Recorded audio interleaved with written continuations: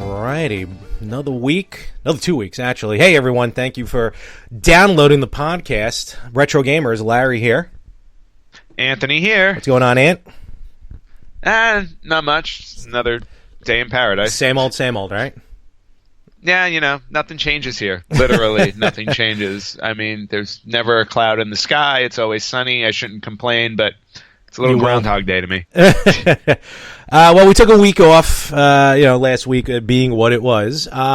But let's get kind of right into it. We last time we got together, we was speaking about superhero video games, and we kind of realized getting into it that Marvel and DC, this was going to be split up over a couple of episodes anyway, and it all stemmed. Yeah, and you know who we have to thank for that, right? Exactly, that's what I was about to get into. Mr. Frank Messina. That's it, Frankie Messina, who recommended we do this podcast, has now got squeezed 2 out of us. He did, and he did. He texted us. He was like, "Thank you so much," and stuff like that. So he was definitely grateful. Yeah, so I'm assuming he'll be equally grateful that we're continuing the trend. Our super fan. So yes, we have one. We have one. That works. Only one. We're off to a start. Speaking of which, let's start episodes as we do every episode. Kind of where we are in, because here's, if you're just joining us, basically, it looks like what we're going to do is, which we stumbled upon it, me and Ant, we're going to take turns playing a video game pretty much all the way through. It started, and actually probably right now, Anthony's playing Shining Force 2. When he's done... I am playing Shining Force 2. When he's done, I'm going to pick up Castlevania 2. And, which you've never played through, correct? I've never completely played through it, no. Yeah, because that's the ultimate goal. We're going to be playing through games that we always wanted to, but never actually played through. So. And, doing it old school, so it's going to take a while. We're, 8 episodes in, and I think you're still... How far are you with Shining Force 2? Where are you? I am on the final battle. Oh, all right. I am there. I am at the end. I am ready to go. Okay. I'm ready to take them down. When that happens, I don't know. I've been toying around with the idea of actually letting that final battle run live on Facebook on our site. So maybe we'll schedule it. Oh, okay.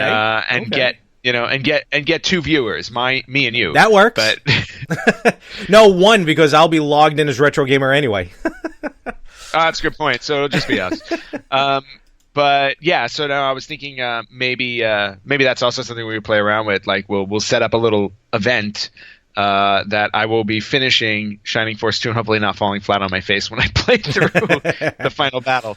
And we'll do that. We'll do that soon. That works. That sounds like fun. There you go. Be on the lookout, folks. We'll post it at our Facebook page. And then now here's the thing. I'm debating, because as soon as you're done, I'll pick up Castlevania 2. But Castlevania 2 I don't have on the Virtual Console, but it's also coming out on the Mini NES, which I was going to try and buy anyway, which is in November. So I don't know if I'm going to... Not too far away. Yeah, not too far away. So there may be a little bit of a delay in between, because if I'm going to spend the money, I might as well just get the Mini NES. True. Well, maybe we can find something for you to play in the meantime. Oh, I could probably find something else, yeah. But, yeah, I was just going to say, it's not like it's the only game out there you haven't played. But we've been promoting it. Yes, we have been promoting it, but you know what? Plans change. I guess they do. So be on the lookout for that. That's going to be quite interesting. With that, though, we're going to jump right into it. Last time we spoke, again, superhero video games, Marvel. We talked a lot about Marvel, or we started talking about both, but just ended up talking Marvel. Yeah, because as we were talking, I think we just realized that there are a ton of Marvel video games. There sure are. There are definitely a ton of them. And on the flip, but it's funny because there are a ton of Marvel, but it feels like there's not a lot of DC games. At least to me. No, I think DC has been very, very limited in regards to like which characters they decide to make video games on. I mean, outside of Batman and Superman, you really can't find that many. That's really, I mean, we're looking at a list here right now, and just skimming it. Batman, Superman, Batman. I mean, first game 79. That don't make sense. I guess it was Superman 1979. Atari 2600. Yeah, that can happen. Yeah, I'm actually watching a video of it right now on YouTube because I have this game. Oh yeah, I have the Superman Atari 2600, and I remember it because I had no idea what to do because again, these were Atari games. It's like you put the cartridge in. Oh, I remember this game. I'm looking at it now. Yeah. You put the cartridge in, the game just starts up, and you have to figure out what the hell to do. And I'm like, what?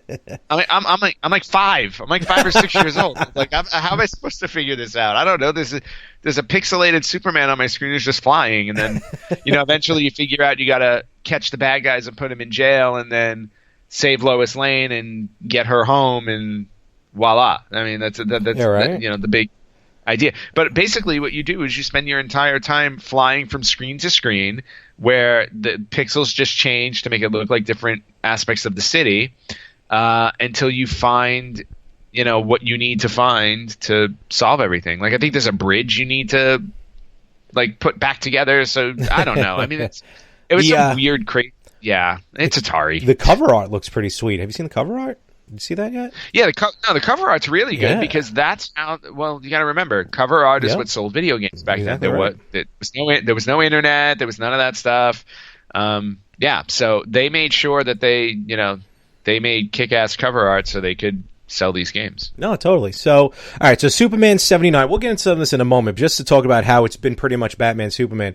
The Flash was the first other superhero besides Batman and Superman get their own game. That was 1991 on Game Boy. So, I mean, 79 to 91 dominated. Oh, my God. That's like the TV show Flash, too, I think. Yeah, it was. Oh, was it? Yeah. That's awesome. I didn't own it, but I'm looking at it right now.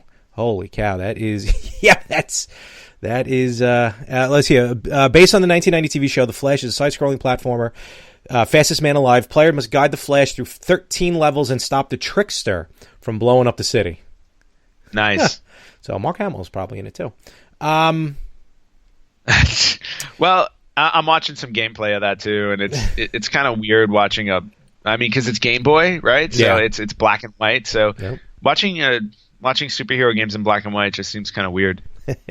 So and then after that, it started picking up with some different superheroes, but pretty much Batman and Superman, maybe even Batman really, because Superman didn't luck out too well with good video games. No, in fact, Superman he's famously found on a lot of the top 10 worst lists of video games. Most notorious, I believe, is the Superman for the N64. Oh, Superman 64, that was wicked. That was, and it's funny, if you go back and you look at that game, it was called Superman 64, but the box art did not have a title for the game. It just has an image of Superman on it because they forgot to put the title of the game on there. I mean, granted, you knew it was Superman from the artwork, but literally they forgot to put Superman 64 on the box. They probably did it on purpose. Like, you know what? Let's try and sneak this game out. Hopefully no one will recognize that it's Superman. Yeah, they'll just be like, they'll see the picture of Superman, they get it, whatever. Well, Superman, I remember, started way back on, one of the first Superman games I played. Atari 2600, we just talked about it. That's when it started, but the one I remember was Superman on NES, a company called Chemco. Oh, yeah. Yeah, and it's one of these games, I mean, a lot of these games are like it, but it's going to be one of these games that you really have to see to understand what it just... It was it almost seemed like a Wall Street video game because, you start out as it's the classic Clark Kent, Superman, kryptonite all over the place, and trying to get to General Zod and Ursa and Non. But just the gameplay was misleading, confusing. Again, for someone, 87 the game came out, so I was 7 years old. Actually came out in North America in 88. So still, I was 8, 9 years old, maybe even 10. I didn't know what I was doing. The game was just very confusing, especially because you had to upgrade your superpowers, which I can't stand in superhero games. Oh, yeah. It's like, that's just annoying. Yeah, it's like, why can't he fly yet? And a lot of going back and forth. It wasn't a side-scroller. It was kind of almost like Who Framed Roger Rabbit or Dick Tracy. You have to go to one spot. You have to backtrack sometimes. You have to move forward. It was quite annoying, actually, in my opinion. Well, what I always found equally annoying about it is nobody ever explained to me why the Statue of Liberty could talk. Because if you remember the opening sequence, Yes. the Statue of Liberty starts talking to you about saving, about saving the day, and I'm like, what? It's one of those things you like. It's a superhero game. You throw your hands up in the air. You kind of take it for what it's worth. No.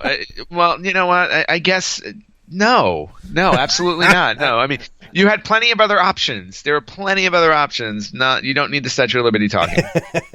You really don't. I think we touched on it once earlier. Let's face facts. Really, the game, in my opinion, and probably yours and a lot of people listening, that kicked off DC video gaming, Batman, NES. Based on the video, based on the Tim Burton movie, 1989, Batman. Phenomenal. One of the best NES games, period. Oh, yeah, there's no question about it. I mean, they really set the standard when it came to not only superhero video games, but movie-based video games. Because if you remember, and we did a podcast about it, a lot of movie-based video games are just awful. Yep. And it's a shame considering the fact that the very first Batman game was so great. I mean... Yeah. It was great. It was just, I mean, for an 8-bit NES game, the sound, the music, even the graphics, the cutscenes. I talked about it once before. The scene in the movie, which they reproduce in the game, the Batmobile driving up to the chemical plant, shoots out the door like the rectangle hole in the door. Even looked great in the NES video game. Yeah, everything about it was just really was really well done. I mean. And again, you're going back to the NES days. I mean, when you think about some of the stinkers that were on NES, and we talked about that with on the Marvel side, the X-Men game was deplorable, and we just the Superman game is bad and whatnot. So to actually play through a superhero video game that was like awesome, especially with Batman. I mean, it was just special, and it was challenging, and it was good challenging. You know what I mean? Yeah, I remember a lot of the Yeah, go ahead. Sorry. I was just going to say, there's a lot of games that are hard, but like unnecessarily hard. But this game was challenging, which I think is good. Actually, very good. Yeah, no, I mean, you don't want games to be too easy. I mean, although I feel like games, have gone that way, as of late. I think like how it looks graphically is more important now than difficulty. Mm-hmm. But, back then, because they can only work with 8 bits or, even when you got to Super Nintendo and stuff like that, it's like you were very limited with what you could do graphically, so they made up for that with difficulty. So games were really challenging, and you felt rewarded when you actually beat the damn thing. Totally. And now this is something that, and again, we touched on it before, growing up, especially back then, I was more NES. But I never realized that there was a Batman on Genesis that was based on the movie. And this, I just found a friend of mine, Mario Gerasi. I'll give you a shout out there. He introduced me to, it was a clip on YouTube. I'll put up on, I think I already did, but I'll put it up again on the Facebook page of Batman on Genesis. And let's face facts. Genesis was a stronger system than the NES. But this game, I mean, I would love to find a copy and play it because not only visually, but it looks like gameplay-wise was just as phenomenal and challenging as the NES version.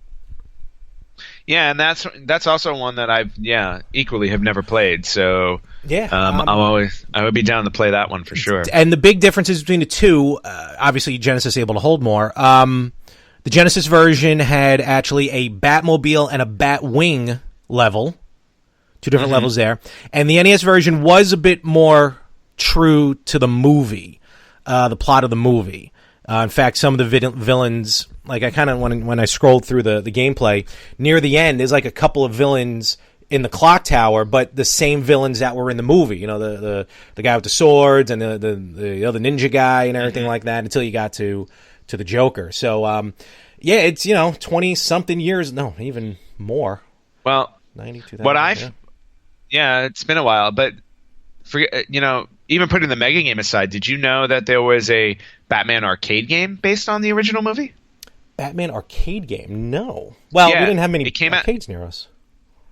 No, we didn't have a lot of arcades near us, but it was made in 1990. The movie came out in 89. Mm-hmm. And if you go back and you look at the just go to YouTube and look at the footage of the game. It was really awesome because it was a side scroller, and back then arcades look better than the NES and stuff like that. Like it looks more like 16-bit, almost like an SNES game. But you would do some side scrolling where you would fight the bad guys, and then you would jump in your Batmobile, and then it's like a first person shooter. That's cool. While you're driving through Gotham City. It's actually really awesome. Yeah. So that's one that also escaped me when I was a kid. It's one of the things I'm discovering later in life. No, it's funny you say that because also I'm looking through here. Superman arcade game came out in '88. Oh wow! And I didn't know about that. Graphics on that look phenomenal. Holy cow! I'm just don't mind us as it's a podcast, and of course we're looking at photos. So. Well, yeah, I mean, what not to do. People don't expect us to just remember all of this stuff. We're old. I'm lucky if I remember what I did last week, let alone 25 years ago. Yeah, but I mean, the arcade games were always. I mean, at least back then, the arcade games were always going to be far superior to, of course, the video game systems at home because they had more memory they can play with. Totally. But just the idea of like all these arcade games that did exist back then that we didn't get to see. I mean, it's just awesome to look at them now. Now it's going to make me try and find some of these arcades that I've run into, see what kind of games they have there. Well, maybe we need a third podcast for superhero arcade games. Oh boy, that one's going to be moving in the dark on that one. Milk this as much as we can. As much as we can. But let's move on a little bit and get to totally because I was going to say let's get to our. Get to what? What? I was going to say, let's get to the 16-bit because I'm dying to talk about my favorite Batman. And that's what I want to get into because, let's face facts, after Batman on NES, things were going downhill for a while. There was Batman Return of the Joker, Superman, between NES, Game Boy stuff. But you're right. Super Nintendo is when things start to pick up. Yes. And I give that full credit to the Adventures of Batman and Robin. That is probably my favorite superhero game my favorite retro superhero game, at least. Agreed. Yeah, because everybody, anybody our age knows how awesome the cartoon was. The Batman animated series cartoon. And this was like a direct lift of that show. Sure was. In video game form. And there weren't a lot of levels to it, but the levels in that game were so well thought out and so tailored to each specific villain that it was just absolutely enjoyable. I just remember all the frustration I would have playing that game when I would get to the Riddler's level, because the Riddler's level was a maze, and you needed to figure out his riddles in order to finish the maze, and it used to drive me crazy because I would always forget the answers. If I may, I think, when did this game come out? 94. Okay, yeah, 94, 95. We've already started talking. We already started hanging out and everything. I believe it was... I may have been over your house when we were at the Riddler stage, and we finally figured out the riddle. Remember the riddle at the end? It was, what was it, like Mantar or something like that? No, Mantar's a wrestler. No, maybe Mantar. I don't remember. It was something like that. Mantar, like I don't know. And I remember we went back. That level was repeated a lot. I just remember sitting there, and I just remember playing that game. We were at your house, and just that riddle is. God, I hated that stage. Yeah, but I remember like the first stage in the game was the Joker, and you're running through an amusement park, and I loved that level. That level was so much fun, especially the fight with the Joker on the roller coaster. I just felt like everything they did in that game was so on point. The Poison Ivy level was fun. Yep. I believe there was a Two-Face level. I'm trying to remember. Two-Face I think was later. Well, yeah, no, there was. Yeah, there was a Two-Face level. Yeah. There was a Two-Face level. I mean, just everything was cool. And then, of course, you had Robin in the game as well. So you got to use him. Two-player game. For a two-player game. And then you had Catwoman, who would come and go, and you would fight her, and then she would help you. It just captured the cartoon perfectly, and it also just captured the overall essence of Batman. That's it. You nailed it right on the head. Like you said earlier, it looked like it was literally lifted off the screen and into a video game, the way the graphics were on the Super Nintendo.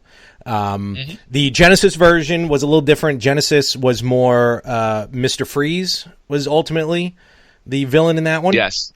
Sega CD, I forgot the game came out on Sega CD. I would have loved to have played the game on Sega CD. I feel like it would have been probably a bit more crisper on it, and probably the cutscenes would have been better.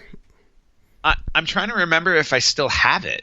Really? I may have it. Holy cow. I'm not sure. I mean, I still have my Sega CD. I haven't, taken it out in a dog's age. But I'm looking at a description here with the Sega CD. It says the animated segments on the Sega CD, about 16 minutes in total, in the video game are sometimes referred to as a lost episode of the series. Yeah, but I think that game though was a completely different game. It wasn't like the SNES game. Like all these games were marketably different. Oh, of course. I think the Sega CD one was like I'm looking at it now. It was a Batmobile game. Yeah, Batmobile, really Batplane. But still, it would have been I think it would have been interesting to play. If you have that, that'd be pretty cool. Yeah. And just the whole idea of like it had, you're right. It had an episode basically of the show in there, more or less. Moving on from that, another great Super Nintendo game, Death and Return of Superman. Going to give him... Yep, which I felt like followed the similar format of Batman and Robin, and also like we talked about it last time, the Spider-Man games, Maximum Carnage. Yep. Same kind of look, same kind of style, and to me, same kind of success. And what I really enjoyed about that, I mean, first of all, it's based on probably one of the best Superman storylines ever, the Death and Return of Superman, hence the title. But in the game, you pretty much played, 1, 2, 3, 4, 5 different characters? Because I think like each level you played a different version of Superman. Because when he was dead, there were like 4 different Supermen or people trying to take him over. There were the replacements. Yes. I still have I still have the comic books. I think I still do too. I feel like I have one still sealed too. I don't know. Yeah, I mean, that was so iconic. I mean, granted, I don't know if they're worth anything considering the fact that they knew they were going to sell a ton of them, so they made a ton of copies. But yeah, I mean, I still have those. I don't think though I've ever played this game. Really? I knew of it, and I knew friends of mine had it, but I personally don't think I ever played this one. Oh, okay. It was a great game. It was definitely very fun. Yeah, if you can ever, if you're at a retro game store or something like that, definitely pick this one up. It's definitely on my list to pick up. I gotta go shopping. But I think maybe this will be the one I do after you do Castlevania. Oh, there you go. I like the sound of that. Alrighty. Yeah, I played it again on Super Nintendo. It also came out on Genesis. But and then that started some good stuff, some good games there. Batman Forever, well, not so hot. Yeah, a movie or game, honestly. Now, Justice League Task Force. You remember this game? Yeah, vaguely. It was a fighter. It was a Street Fighter fighting game, right? Street Fighter game. Yeah. Yeah. Well, I mean, when I say Street Fighter game, meaning they battle each other. I had this for Super Nintendo. This game rocked, actually. I was never a big fan of fighters. Once Mortal Kombat came out, I was just kind of all in with the blood and guts and stuff like that. So even when these started coming out, I mean, I think the only one that really grabbed me was Marvel Capcom. Okay. After Mortal Kombat. So like a lot of these, and I remember trying Marvel Superheroes, which was War of the Gems, which was a fighter based on the Infinity Gauntlet series. That I really enjoyed because Infinity Gauntlet's one of my favorite, comic book miniseries of all time. But yeah, Justice League Task Force was never one that I wound up playing. It was. I do remember it though. Yeah, it was. I mean, it got some bad reviews. Don't get me wrong. No one was crazy about it, but I liked it. It had a handful of characters, some of which there was 1 or 2 I never heard of, but it had just real quick. Aquaman. Let's use him. Batman, Flash, Superman, Green Arrow, Wonder Woman, Cheetah. Now I was like, who's this? Despero, and then Darkseid. Yep. So of course, yeah, that was a good fighter. I think it's an underrated fighter. I'm going to be honest with you. Yeah, and I feel like after the 16-bit era went away, I think when it came to PlayStation, I don't think they knew what to do, or they didn't have the license or whatever. But I don't think there were any PlayStation games, like PlayStation 1. No, there were, but it was based on the movies, like Batman and Robin. There was the PlayStation game, which was not good. Right, like the movie, I've removed it from my brain. So, or tried to. And then they started, but you're right, like PlayStation really didn't get a lot of that. They got some, like Batman Beyond, which I was never crazy about the cartoon, so I wasn't crazy about the games. And then we know what N64 had. They had that one winner. What? That one. That Superman. Oh, Superman. Well, Superman 64. They also had Batman. So fond of your awfulness. Oh, please. They have Batman Beyond, but again, it's Superman that everyone can only focus on. And it's funny, now that I look at this list and we're talking, I'm shocked that there was only two DC superhero games on the N64. Like, I just never put two and two together. No, I mean that. I feel like that era between like PlayStation 1 and N64 was kind of like a drought for DC superhero games. There really weren't that many because the next one that I remember that I really enjoyed was Batman Vengeance on GameCube. Yes, that game I loved. In fact, I even I wound up at some point of trading it in because once you complete those games, it's like whatever, you're done with them. Mm-hmm. But I wound up buying it back. I wound up buying it again. I still have it shrink wrap because I've always wanted to play through it again because it was probably after Batman and Robin on SNES. It's the most memorable Batman game for me. I loved every minute of that game. I totally agree. Absolutely loved it. The game was I think I had it for PlayStation 2, but I hear you. Absolutely fantastic, that game. But then, unfortunately, after that, it kind of started dipping down again. Superman Shadow of Apocalypse. But we're starting to move into like GameCube and PlayStation 2 and stuff like that. And then the ridiculously hideous. And if you've never seen this game before, I recommend you just go watch a video of it just to see how bad it is. Aquaman Battle for Atlantis. I knew it. I knew you were going to. I was staring right at it. I knew you were going to say that. Now, Superman gets Superman 64 gets a bad rap. Like they call it like the worst, like probably one of the worst games of all time. Clearly, they don't know about Aquaman Battle for Atlantis. It was so glitchy and everything too. It was atrocious, absolutely atrocious. And then look at the company who made it. It was made by a company called Lucky Chicken. I have no idea who Lucky Chicken is. I have no idea how they got the DC license, but clearly they were going for a cash grab here, and they just screwed it up royally. You get the rights to Aquaman by being at the bar at 3:00 in the morning with a DC representative after a long night of bed. That is exactly what happened, I'm sure. And if you look at their list of games, like I just clicked on it, I'm looking at Wikipedia, but they put out, let's see, 2, 4, 6, 8, 10, 12, 13 games in their entire, career. Aquaman is not the only license they had. They managed to get the rights to Hot Wheels, Tonka, Land Before Time. I just clicked on their website. It's under construction. Well, I wonder why. God. I think it's safe to say anything Lucky Chicken is A, not so lucky, and B, probably downright deplorable. And Aquaman is definitely their prize. Definitely. And I'll give a little shout out to a guy on YouTube, JonTron, does a lot of YouTube reviews. And one of the first ones I watch, he's very funny. Go watch him, JonTron. One of the first reviews I seen him do was Aquaman. And it was so funny between the gameplay and just his reaction to it. Oh, the game is horrible. It's terrible. I mean, the fact that you're swimming and fighting at the same time and you just can't. Oh God. Okay. All right. No. Moving on. Beyond that, and then in between, and you're right, because then after that we start moving up in the systems. But and I know you weren't a big handheld gamer. I was, but I didn't have many of these superhero games as much, but there were. I've seen some stuff like Batman animated series on Game Boy. I'm just going to give some shout outs here. That was really good. And then also, again, I feel underrated. I played it a couple times. Batman, Chaos and Gotham, not too bad. Just a fun kind of side scroller there.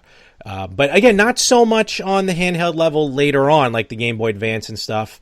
Really, just ports of the ones from the main systems onto the. And the real thing to talk about, of course, which doesn't really apply to us since we're retro gamers, are the Batman Arkham series, because that's been heralded as like some of the best games, superhero games ever. But we're not allowed to talk about that. And some of the best original gameplay. But maybe one day we'll get there on a different podcast. Yes. One day I will actually play those. And I'm kind of waiting for, the virtual console. Again, we go back and forth.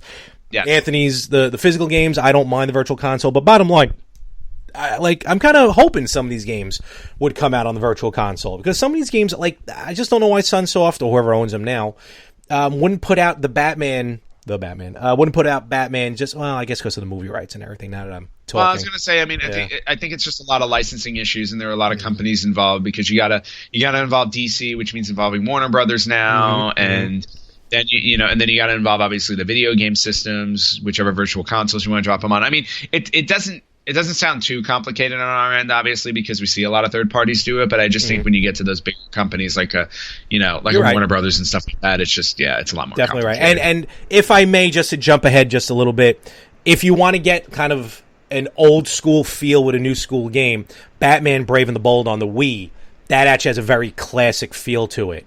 If I may, just kind of a throw. That was a pretty good game. But yeah, DC not as, I don't know what the word I'm looking for is, prolific, profund. I don't know. Not as many games out there with DC, and not as many hits as Marvel has. But DC tried their best. But I don't know why they didn't dip into the well any more than just Batman and Superman. Well, you also got to remember, I mean, we're talking about an era when comic books were, especially when we get to the 90s. Like, I feel like up until the mid 90s, like, comic books were pretty hot. Like 70s, 80s, and 90s, or early 90s were like, comic books were like doing ridiculously well. And then I just think they started taking a downturn somewhere around the invention of this thing called the internet. And I don't know if the internet I honestly don't know if the internet had anything to do with it, or if it had to do with movies, and then DVDs came out and stuff like that. But once comic books started to go on a decline, I feel like that's when these things started to fade away. I think Marvel was more on top of it than DC, because Marvel was also really the first one to take advantage of films. I remember X-Men in, what was that, 99 or no, I'm sorry, 2000. Yeah, X-Men in 2000, and then Spider-Man right after that. So Marvel got into the movie industry, or at least more mainstream movie industry. I mean, because DC was really just focused on Batman and Superman.